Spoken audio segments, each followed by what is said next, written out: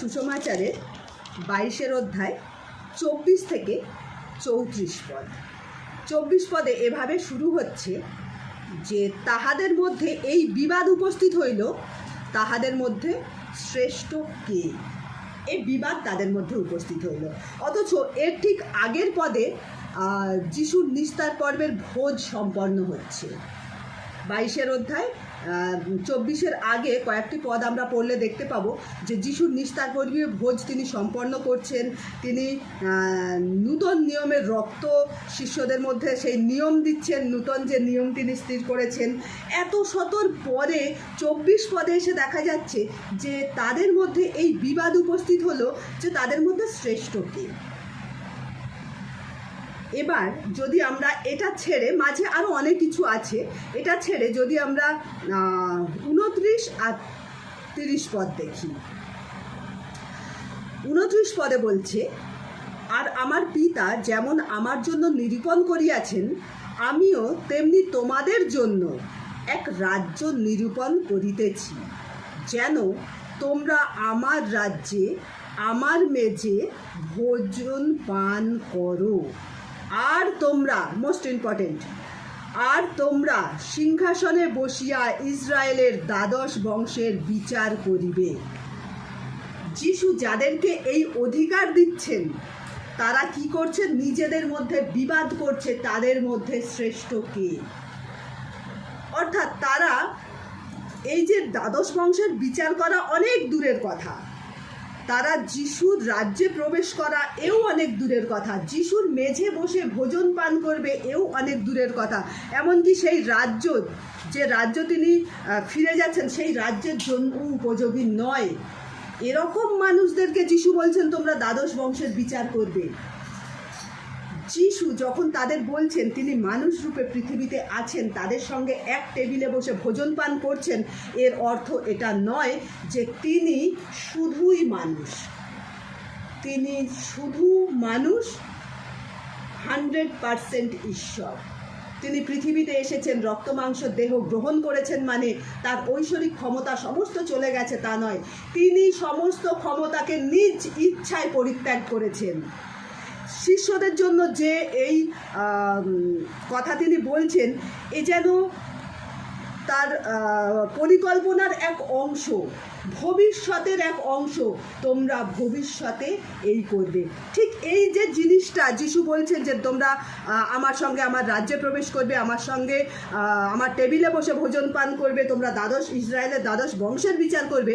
আর এর পরেই দেখো যিশু কি বলছেন, সিমন সিমন, দেখো গোমের ন্যায় চালিবার জন্য শয়তান তোমাদিগকে আপনার বলিয়া চাহিতেছেন, কিন্তু আমি তোমার নিমিত্ত বিনতি করিয়াছি, যেন তোমার বিশ্বাসের লোপ না হয়, আর তুমি একবার ফিরিলে পর তোমার ভাতৃগণকে সুস্থির করিও।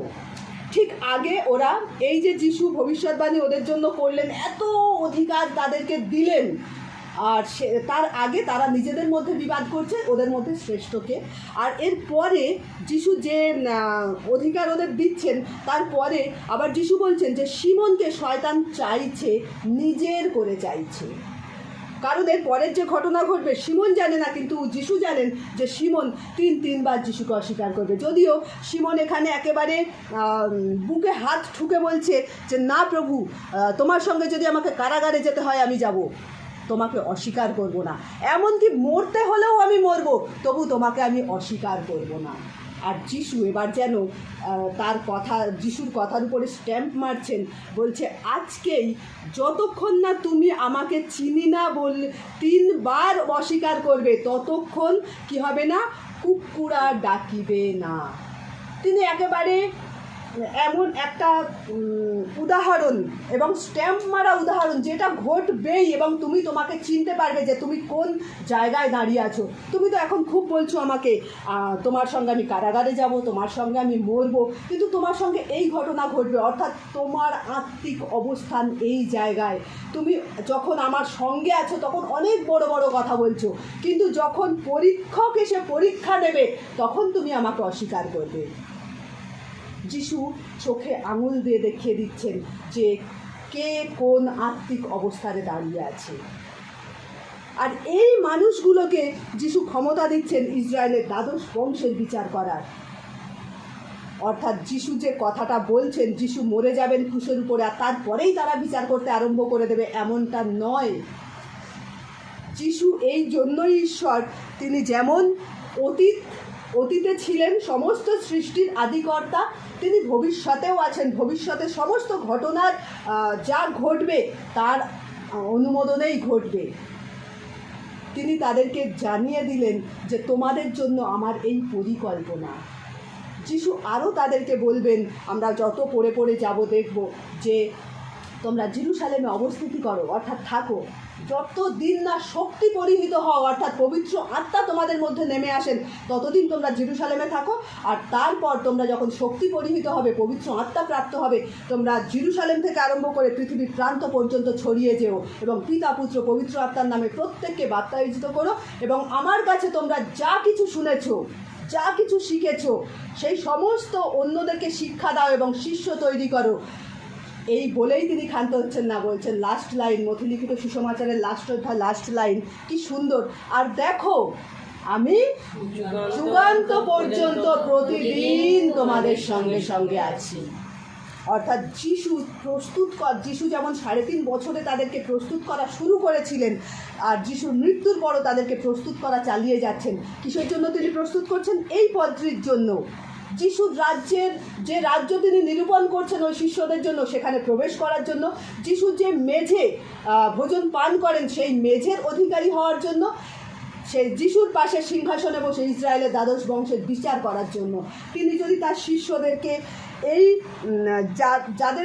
যাদের পেটে কোনো বিদ্যা ছিল না, এই শিষ্যদেরকে বলা হয় আনস্কুলিং, অর্থাৎ অশিক্ষিত, এদের পেটে একটু বিদ্যা ছিল না, অর্থাৎ তাদেরকে যদি তিনি এত শক্তি দেন আর তিনি ধৈর্য সহকারে তাদেরকে প্রস্তুত করে যান, তাহলে তিনি আমাদের জন্যও কিছু তার পরিকল্পনা রেখেছেন। তবে এই শিষ্যদের মধ্যে আর আমাদের মধ্যে অনেক পার্থক্য আছে। তারা শক্তি পরিহিত হলো, আর তারা যিশুর জন্য সমস্ত দুঃখ কষ্টকে সানন্দে গ্রহণ করলো।